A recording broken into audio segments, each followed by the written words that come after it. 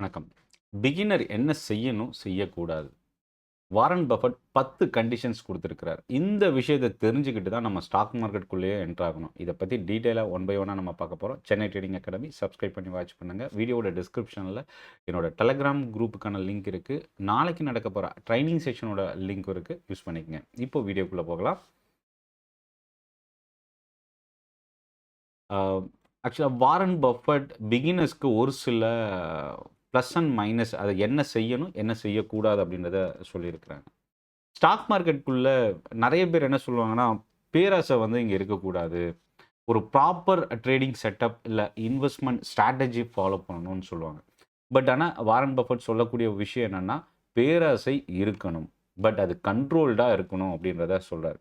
அதாவது இங்க வந்து பணம் சம்பாதிக்கிறது மட்டும் நம்மளோட டார்கெட் கிடையாது. மார்க்கெட் எப்படி வேலை செய்யுது? அ ஒரு பிசினஸ் எப்படி குரோ ஆகுது? இத பத்தியும் நம்ம டீட்டெயிலா தெரிஞ்சுக்கணும். 2வது விஷயம் பேஷன்ஸு. நம்ம எல்லாருக்குமே தெரியும் ஸ்டாக் மார்க்கெட்ல பொறுமைன்றது ரொம்ப இம்பார்ட்டன்ட். ஏன்னா, அ ஒரு சில இடத்துல நம்ம பொறுமையா இருக்கிறதுனால, நம்ம ரிஸ்க்க மேனேஜ் பண்ண ஹெல்ப் பண்ணுது. அவசரப்படாம. ஒரு சில இடத்துல நமக்கு அது பெரிய லாஸையும் ஏற்படுத்துது. அப்ப இந்த பேஷன்ஸ் அப்படின்றது எந்த இடத்துல நம்ம அப்ளை பண்ணணுன்றது தான் ரொம்ப இம்பார்ட்டன்ட். ஸோ ஒரு வாரன் பஃபட் சொல்ற ஒரு விஷயம் என்னன்னா, நான் ஒரு ஸ்டாக்ல இன்வெஸ்ட் பண்ணியிருக்கிறேன்.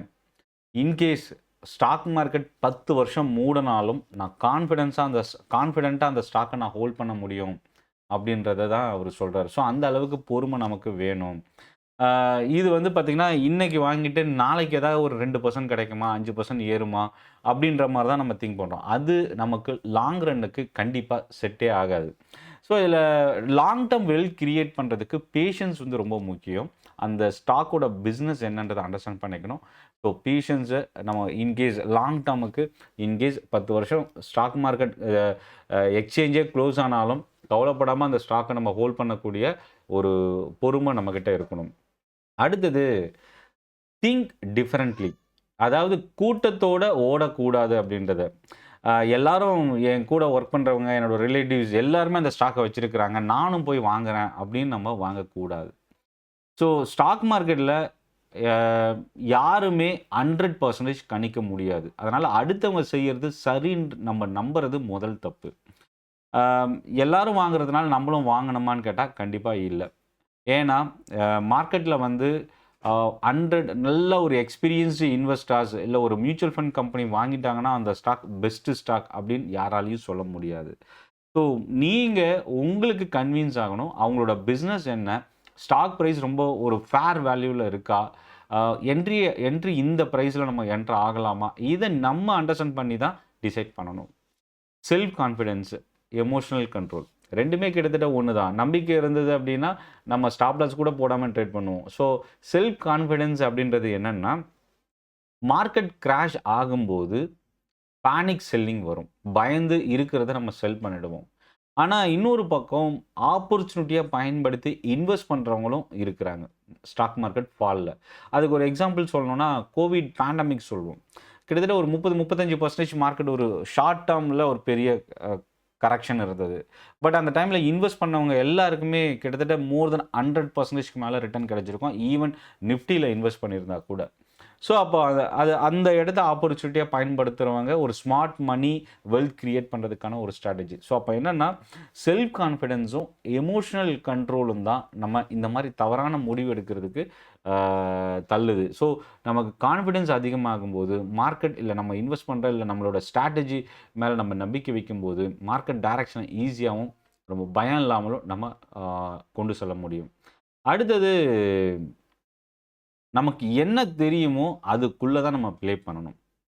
ஆம், இது வந்து பார்த்தீங்கன்னா, எனக்கு தெரியாத ஒரு ஸ்டாக்க நான் போய் இன்வெஸ்ட் பண்ணும்போது, அந்த ஸ்டாக் எப்படி பெர்ஃபார்ம் பண்ணும்னு தெரியாம நம்ம முதலீடு செய்யும்போது, இன்கேஸ் லாஸ் அதிகமாகறதுக்கு சான்சஸ் இருக்கு.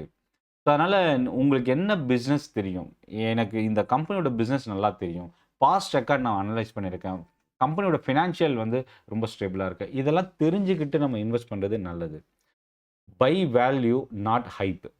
ஸோ ஒரு பெரிய அளவுக்கு இன்னைக்கு இருக்கிற டெக்னாலஜி மார்க்கெட்ல ஹைப்ப பேஸ் பண்ணி தான் ஸ்டாக்ஸ் வந்து ரொம்ப அதிகமா புரமோஷன்ஸ் நடக்குது.